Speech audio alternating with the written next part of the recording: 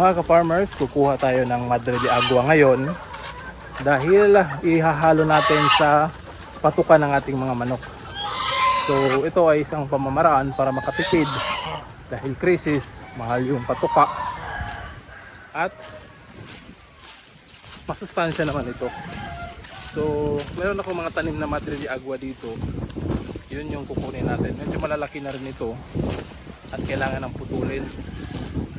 So ito sila. So ayan mga ka-farmers, mga malalaki na yung punong kahoy.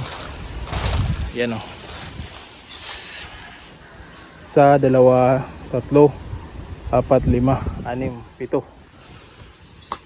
So yung isa na puno dito, 3 days natin itong pinagkunan. Yan, putol na. Ito, marami pa.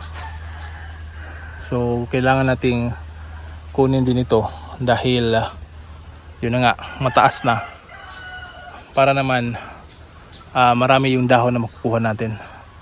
Alright.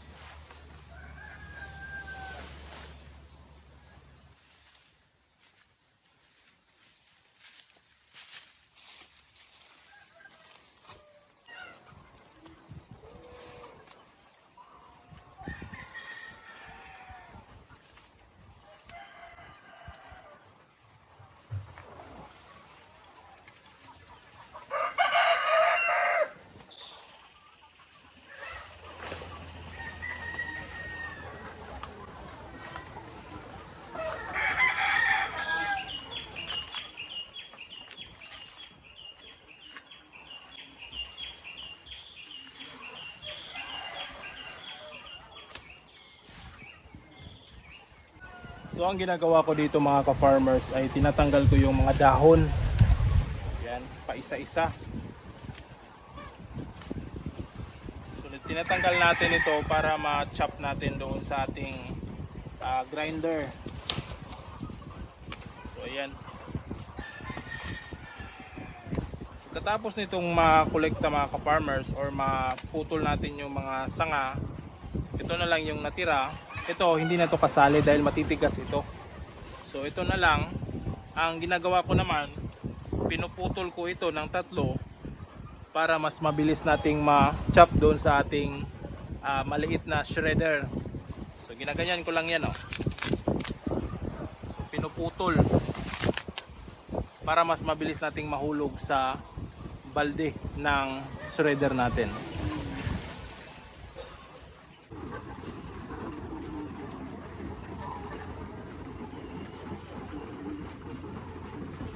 So ito na mga ka-farmers, yan, naputol na rin natin yung mga dahon.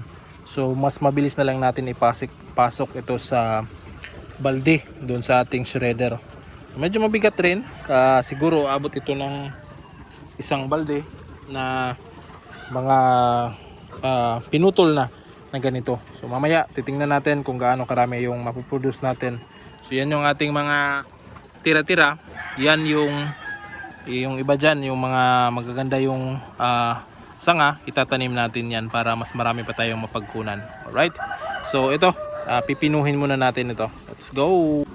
So ito mga ka-farmers, yung shredder natin. Yan, ito ay nabibili lang natin sa online. Yan, matatanggal din yan.